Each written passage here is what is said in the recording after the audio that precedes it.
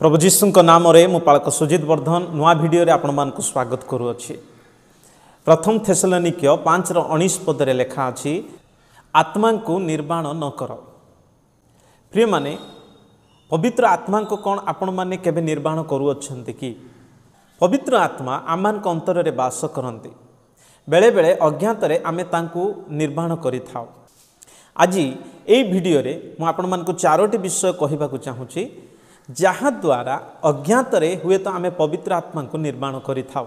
ए निर्वाण कहले कौन अटे? पवित्र आत्मा को निर्वाण कहले पवित्र आत्मा को स्टिफल करिबा बा दबेबा बा तांकर कार्य को लिमिट करिबा एवं तांकर कार्य को आम जीवन रे अनरेस्पॉन्सिव हेबा, यह हूँ पवित्र आत्मा को निर्वाण। पवित्र आत्मा अग्निपरी आमानकर जीवन रे कार्य करन्ति, किंतु आमे से आत्मांकर कार्य को जदि बंद करूछु ताहले आमे पवित्र आत्मा को निर्वाण करूछु। उदाहरण स्वरूप जेमिति गोटे जगार जदि अग्नि जलुछि ता उपरे जदि पानी पका जाए किंबा कोनोसी आवर्जना गुडा को पका जाए ताहले धीरे धीरे से अग्नि लिभि जिवो। एक्जाक्टली आम अंतर रे पवित्र आत्मा जो आत्मिक अग्नि जलांती उद्योग दियंती, आमे जदि ए जागतिक विषय किंबा कौनसी अभिलाषिक विषय गुड़ाक ता उपरे चाप पकाओ, धीरे धीरे आत्मा को कार्य निर्वाण हुए। तेणु ए वीडियो रे मु बाइबल आपण मान को चारोटी विषय कहबी, जहा द्वारा आमे आत्मा को निर्वाण करूअछु अज्ञात रे। तेणु ए वीडियो को मन ध्यान दे सुनिबे। प्रथम विषय केउ द्वारा पवित्र आत्मा को कार्य आम जीवन रे निर्वाण हुए। फर्स्ट विषय हला पाप। Ongoing sin block the spirit. आम जीवन रे जदि कौनसी पाप निरंतर आमे करि चलीछु ताहा धीरे धीरे पवित्र आत्मा को कार्य को आम जीवन रे बंद कर दिए। तेणु एफिसियो तार 4 अध्याय 30 और 31 पदरे लेखा अछि। एफिसियो 4:30 रे लेखा अछि, पवित्र आत्मा को दुख दियो नाही। केतेबेले आमे पवित्र आत्मा को दुख दउ? तार तळे 31 पदरे आपण देखिबे, जेतेबेले आमे कटु कथा कहू, राग हो, क्रोध करू एवं अन्य को मंद कथा कहू, आघात देला परी कथा कहू बा मंद काम करू, सेते बेले पवित्र आत्मा आम अंतर रे दुखित हुअन्ते। प्रिय प्रभुंकर लोक माने, पवित्र आत्मांकर कार्य कौन?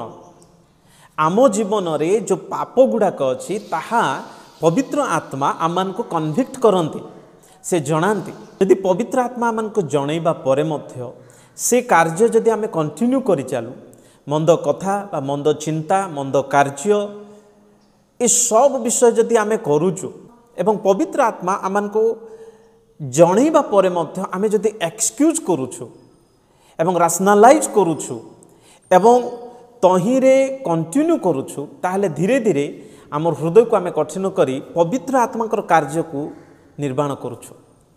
तेणु करी जेतेबेले पवित्र आत्मा आमान को बोधता दियंती जे आमे किछि भूल कहिछु, भूल चिंता करिछु बा भूल कार्य करिछु, कौनसी क्षेत्र रे प्रभुंकर वाक्य विरुद्धाचरण करिछु, जेतेबेले पवित्र आत्मा हमको कन्विक्ट करूछंती, सबुठु गुरुत्वपूर्ण विषय हला आमे प्रभु को क्षमा मागी तांकोठारे समर्पण होई आउ थरे ठीक हेबाकू पड़िबो। तेणुकरी मने रखंतु प्रिय माने, जेतेबेले आमाने आमानकर हृदय को कठिन करूछु एवं कौनसी पापरे निरंतर करि चालुछु, आमे धीरे धीरे पवित्र आत्मा को स्वर जहाँ प्रभु कहवा को चाहूँगी आमे ताको बंद करूछु, से वैल्यूम को आमे कमई दउछु। तेणु पवित्र आत्मा एही द्वारा निर्वाण हुअन्ते। तेणु मु आपण मान को अनुरोध करूछि, प्रतिदिन जहाँ पवित्र आत्मा आपण को बोध दउछन्ती जे कार्य भूल हेछि, एटा करिबा कथा नुहे, एटा भाविबा कथा नुहे, एहा कहिबा कथा नुहे, अन्य को राग हिंसा क्रोध मंदता ए सबू जेतेबेले आमर मन को आघात करूछि बा कन्विक्शन आसुछि, बोध आसुछि, बेटर आमाने ताको स्वीकार करिबा, तेबे पवित्र आत्मा को कार्य आमठारे सक्रिय हबो। एवं 2 नंबर विषय केउ द्वारा पवित्र आत्मा निर्वाण हुअन्ति, ताहा होउछि जेतेबेले आमे ईश्वरंकर वाक्य गुरुत्व न दे आमे जदि मनुष्यर परंपरा को गुरुत्व देबा बा मनुष्यर रीतिनीति को गुरुत्व देबा, तेबे पवित्र आत्मा निर्वाण हुअन्ति। केमिति? पवित्र आत्मांकर कार्य कौन? पवित्र आत्मांकर कार्य है ईश्वर वाक्य को आम जीवन में ता आप्लिकेबल करवा ताकू लागू करवा हूँ पवित्र आत्मा कार्य। किंतु से वाक्य को जदि आमे आम जीवन में गुरुत्व न दे आमे जदि परंपरा को एवं मैन मेड रूल्स रेगुलेशन को अधिक गुरुत्व दूचु एवं आत्मार चालना को जदि अणदेखा करुचु ताले पवित्र आत्मा निर्माण होउछन्ते। जेपरिक यीशु मध्य कहिले मार्क तार 7:13 पदरे जे तुमे मनुष्यर परंपरा सकाशु ईश्वरंकर वाक्य को व्यर्थ करुछ। जदि ईश्वरंकर वाक्य व्यर्थ हैला ताले जो पवित्र आत्मा से वाक्य आमठारे कार्यकारी करती से मध्य निर्माण हेले। तेणु पवित्र आत्मा जोटी थांदी स्वाधीनता सेठी थाए।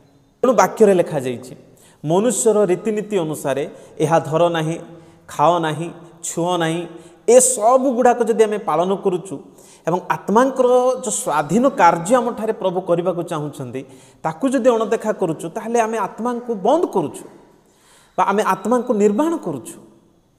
तेणुकरी 2 Corinthians 3:17 पदरे लिखा अछि जेउठारे पवित्र आत्मा सेइठारे स्वाधीनता।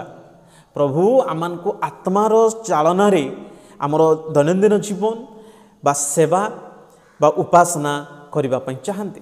वाक्य लिखा जाइछि आमे आत्मारे और सत्यर उपासना करबा।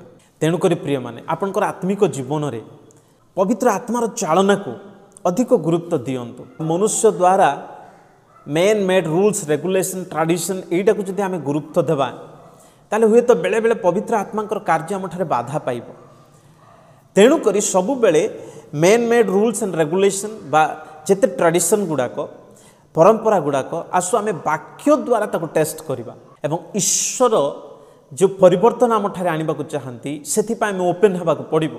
तेबे पवित्र आत्मा आमठारे सक्रिय भाव में कार्य करेंगे। आपण मान को प्रश्न करुच्ची आपण जीवन में कौन आप मनुष्यर परंपरा रीतिनीति को अधिक गुरुत्व दौरान ना पवित्र आत्मा द्वारा जो वाक्य आप शुणुंट ताकू गुरुत्व दौरान यह निजे विवेचना करंतु।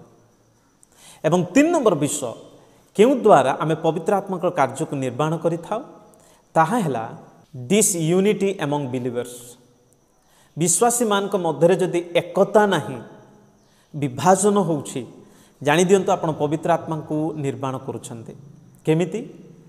एफिसियो तार 4:3 पदरे लेखा अछि तुम्भे समस्ते पवित्र आत्मा द्वारा शांतिर बंधन रे एकत्र होई रुह एही भली रहिबा पई पारु पर्यंत चेष्टा कर आत्मांक दत्त शांति तुम्भको बांधी रखु। आत्मांकर शांति हमको एकरे रखु यह प्रभु चाहंती। तेणुकरी यही एकत्र बंधन रे बांधी हो बोल लेखा अछि।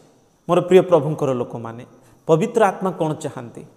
पवित्र आत्मा चाहती आज ख्रीष्टीय समाज रे मंडली रे परिवार रे एकता रहो आत्मांक बंधन रे आमे बांधी हो। किंतु जदि आमे परस्पर विभाजन हेबा परस्पर गसिप करिबा परस्पर मध्य झगड़ा हेबा परस्पर जदि आमे कादुओ फोपाड़ी फोपड़ी हेबा परस्पर भूल देखेबा ताहले आम मध्य आमे पवित्र आत्मांकर कार्य को निर्माण करुचु आमे अणदेखा करुचु यह अनेक जानती ना। तेणु मु आपण मान को अनुरोध करुच्ची आसु आमे ए सब परित्याग करी आत्मांकर एकता रक्षा करू। परिवार रे आज एकता रहे ना। देखिए मंडली रे आज अनेक पॉलिटिक्स आसे एकता रहे ना। अनेक ख्रीष्टीय समाज रे विभिन्न क्षेत्र रे आमर विभाजन आसुची काहेकि आमे आत्मा को निर्माण करुचु तांकर गाइडेंस को आमे ध्यान दौनु। तेणुकरी मु अनुरोध करुच्ची आसु आमे आत्मा को सुजोग दौ जे से आमठारे एकता आणु।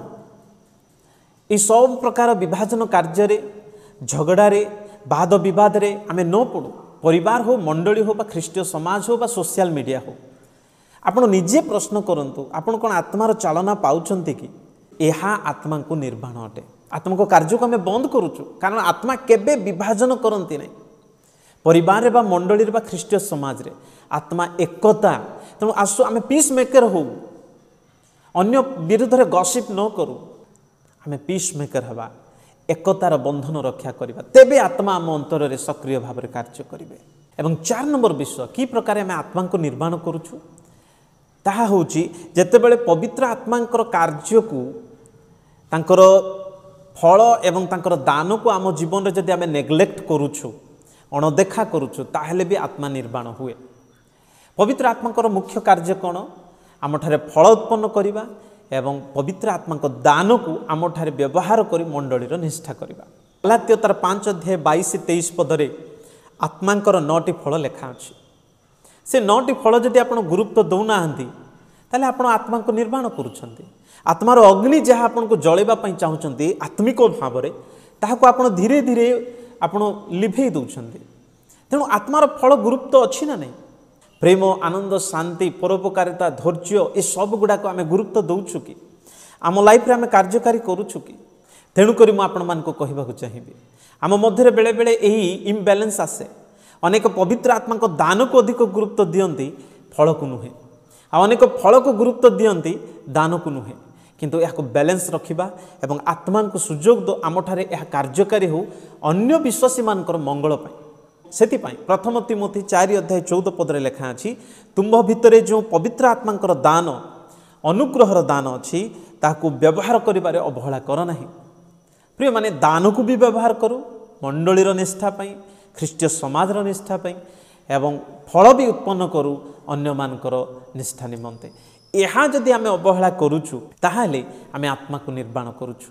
पवित्र आत्मा आमठारे एई फल उत्पन्न पाई एवं दान व्यवहार पाई उत्साहित करते। तेणुक प्रार्थना रे, बाइबल पढ़िबारे, वर्शिप को जिबारे, अन्य ख्रीष्टीय समाज सहित संपर्क रखिबारे, ईश्वर कार्य बढ़ेबारे एवं साक्षी हेबारे ये सब प्रभु चाहते।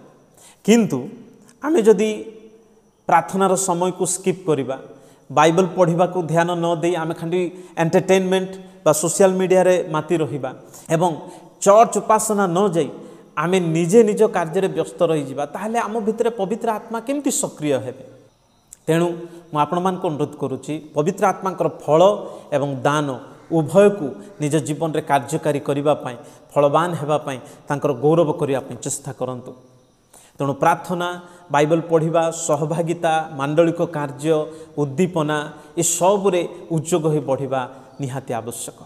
एम्प्लीफाइड बाइबल रे यही पद प्रथम थेसलोनिके 5:19 पद को ए प्रकार लेखा अछि जे डू नॉट क्वेंच।